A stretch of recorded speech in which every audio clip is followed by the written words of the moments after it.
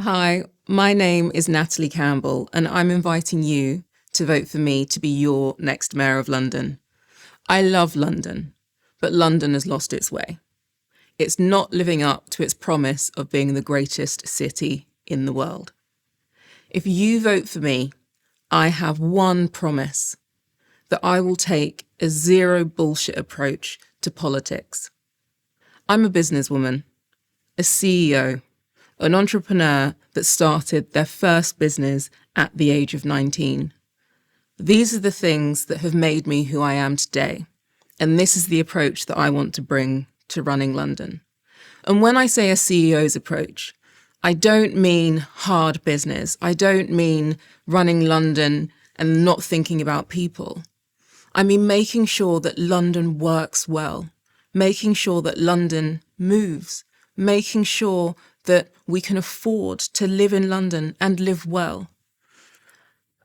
I have an approach that is different to all of the other candidates because I'm not a politician.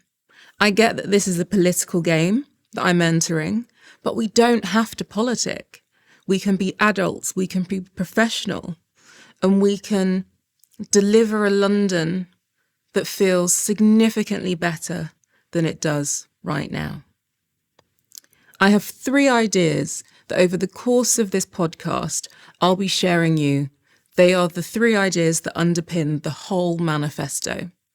And as you can hear or see if you're watching me, I didn't give you the option of a manifesto that was 100 pages long and a PDF you had to download. I'm talking to you.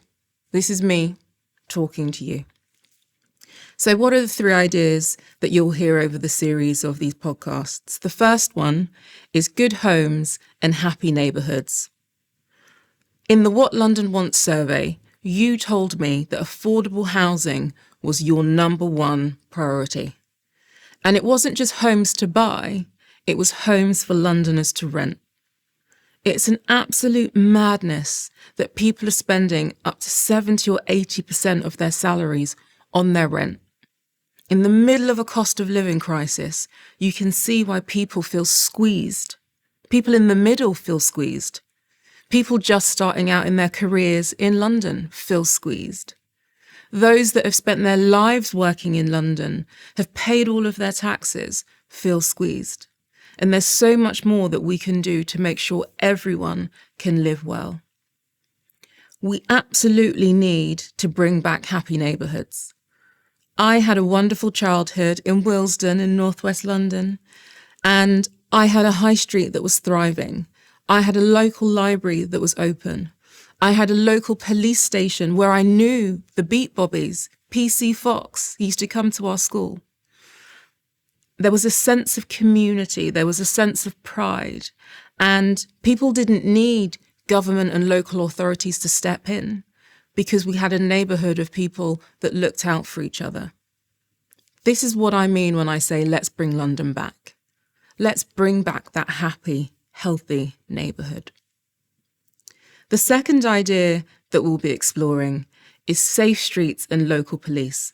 I've said it already, I grew up with a police station right on my high street. We need to invest not just in neighbourhood and local policing, but actually police facilities on high streets. This will be a fundamental shift to the way that the Metropolitan Police is run, so much so that it will not feel like the Metropolitan Police anymore.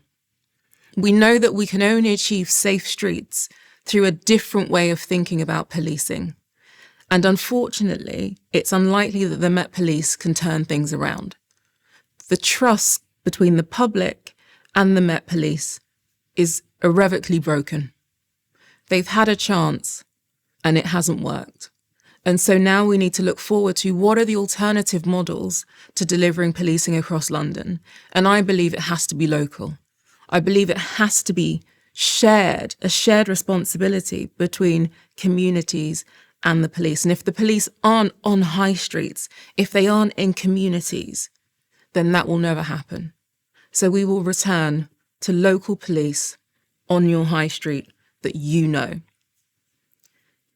The final idea is world communities and better lives. Now, for me, the goal of the Mayor of London should be to give everyone an opportunity to live a better life. Housing, policing, transport, nature, arts, culture, skills, all of these things for me lead to us living a better life. But as an idea, what I mean when I say world communities and better lives is London being connected, London moving. A gridlocked London is not a well London. A London without trees and nature and biodiversity is not a well London. A London where young people don't have the skills to thrive in their careers is not a well London. The measure of success for me at the end of 4 years would be to say, when I ask Londoners what it feels like to live in London, they say, do you know what? I live a good life. My life is better because London is working for me. That's all I want. That's all a mayor should want. To get to that place, we have to remove the politics. We have to remove the unprofessional way of thinking, the unprofessional way of doing things. And it requires new leadership. To become your next Mayor of London, all I need is 1.5 million votes. Under the new system of first past the post, the candidate with the most votes wins. It's quite simple, really. I believe that if people show up on voting day, which is the 2nd of May this year, and look at all of the candidates from all of the main parties and think just how much they failed us, just how little they've actually done to enable ordinary people, everyday people, us, to live better and say, do you know what? Let me do something that might actually make a difference, because you know what you're going to get if you vote for the Conservatives. You absolutely know what you're going to get if you vote for the current Labour mayor. So place your trust in someone that doesn't want to be a politician, but someone, me, that just wants to make sure that London feels like home again for you, for me.